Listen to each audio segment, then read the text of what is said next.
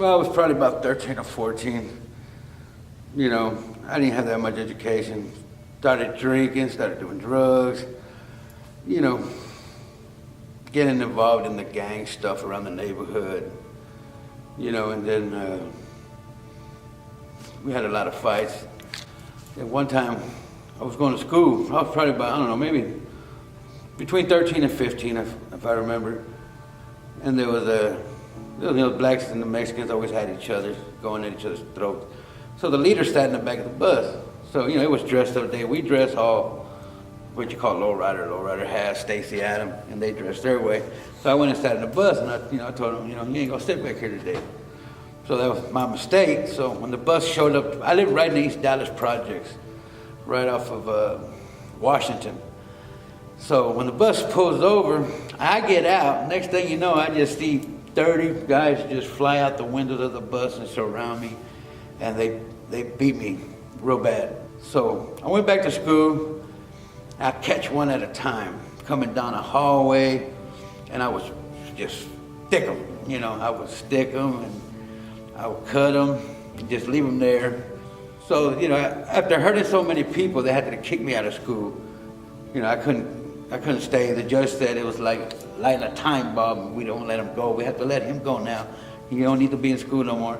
So I got out, and I got involved with the gangs in the neighborhood, having gang fights, selling drugs, robbing, stealing, you know, doing drive-by shootings, assaulting people in the neighborhood. Sorry, I was over there at Pike's Park, and I broke into this warehouse, and there was probably about $30,000 or $40,000 worth of liquor and booze. So me and my friends from the projects out there by downtown, we stole a whole bunch of trucks. We unloaded the whole warehouses, all the liquor, all the beer. And we put it all over the projects because he couldn't put it in one plot. It was too much, you know? So it took us all night to do this. And I'm sitting in front of the porch after we done unloaded it. In the house, I was sitting in front of the porch. You couldn't even open the door to that room. It was so much stacked to the ceiling. And then one guy came by me. He goes, hey, the cops are coming. You know, so then somebody snitched me off. So I'm just sitting there. Next thing you know, the light shined on top of me. You know, police helicopters, all these cars driving through there. They arrest me. So they gave me for burglary of habitation. They sent me to prison. They gave me a 2-year sentence. I did most of it. I got out. But when I was in there, I hurt somebody because, you know, that stuff you gotta do, you know. They're gonna hurt you or you're gonna hurt them. So I hurt somebody, and I hurt a couple more people in there to protect myself.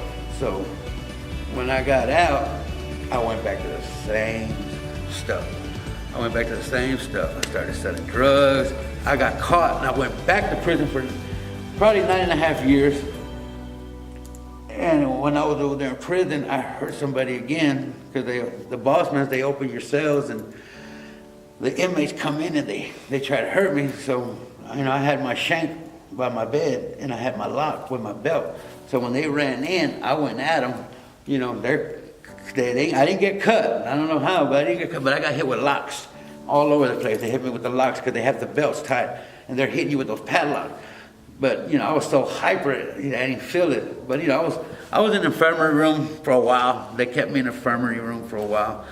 So when I was in prison, I got to meet God. I went to church, and they used to play instruments. All these inmates would be playing the instruments, and we'd be singing songs and stuff. You know, and I used to ask God, I go, look, God, forgive me for what I did. I mean, I'm sorry for what I did, you know. I'm sorry for hurting people. I'm sorry for my sins. You know, when I got out, I did a little bit more selling. You know, I got married. That went bad. She cheated on me. I cheated on her. So I left her, but I still took care of my kids, my first 2 kids. I took care of them. I gave them money and stuff. And then I got with this girl named Malia. And she was hooked on heroin. So we stayed, me and her were together, I don't know how long, a year. So she came in the room, "You gonna come spend time with me, Alex?" I go, "Not right now, I'm tired, you know, I've been working a lot." So I woke up, I went to the front room, you know, she's on the couch, sitting up with her eyes white, solid white, the plate right there of heroin. So she passed away. She was on the couch. She passed away. And then I met Kelly, I met Kelly because I was her best friend. Kelly used to come give me support because I don't think without Kelly, I wouldn't even be here right now because I think I would have got back on drugs. I'd get drunk. I wouldn't have cared no more. So, a little time went by. Me and Kelly got married. We knew we were perfect for each other. She'd been hurt. I've been hurt. I promised her I would be faithful, and she promised me she'll be faithful. My mother-in-law, she's been coming to church here for quite a while. And my little daughter, Sierra, my mother-in-law goes, she's going to start going to church in Stillwater. I said, okay, that's fine. So I think I came on the last day they had the performance here last year. And I walked in here, they sang, and then that's when I heard Kurt speak. And I told my wife, I've been to a lot of churches, and I hate to say it like this, but it sounds fake to me, But when I walked in here and I heard him speak, I had to keep coming back. So I've been coming already here for a year, maybe a little bit longer, me and my wife, Sierra and Destiny, my mother-in-law. What I did in my past, I asked God to forgive me every time, but one time I was here and I got on my knees and I asked God, forgive me for what I did. And I know he did, 'cause I felt that chill feeling in me, like he was there. But then I felt that part where, how is he going to forgive me for all this that I did? But like you said, that's why Jesus died for us, to wash away our sins. Since I've been coming, I feel good. When I'm here, I feel happy. I feel like I'm safe. But when I leave, it's like everything's just, I don't know what it is. It's just like I'm not happy no more. But when I leave here and I go to work, I'll rewind, I'll play their music on my phone. And I'll be running up and down them aisles just singing God's songs. And the customers looking at me like I'm crazy all the time. They go, what's wrong? I go, got him right here. Who? God. He wants me to dance. And they go, well, you dance then. Go ahead and run up there. They cheer me on. They're all my regulars. They've been going there so long. They go, well, Alex, we never thought we'd see you like this. I go, every once in a while, I got to let loose down these aisles and just sing a song. He goes, do you do it at church? I go, nah, I don't do it at church. I do it here because I don't care. Over there, I think I might embarrass my wife.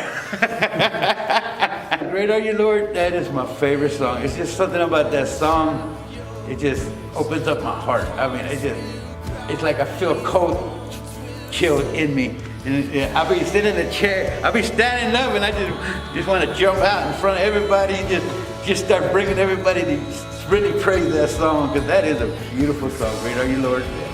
There's something about that song, it just brings chills to my spine. I mean, I just have to get up and dance to that song. Not dance, but just cheer everybody to sing it louder, where God would just smile on us. He said, boy, look at this man down here, he's just singing that song. But that is my favorite song, Great Are You, Lord.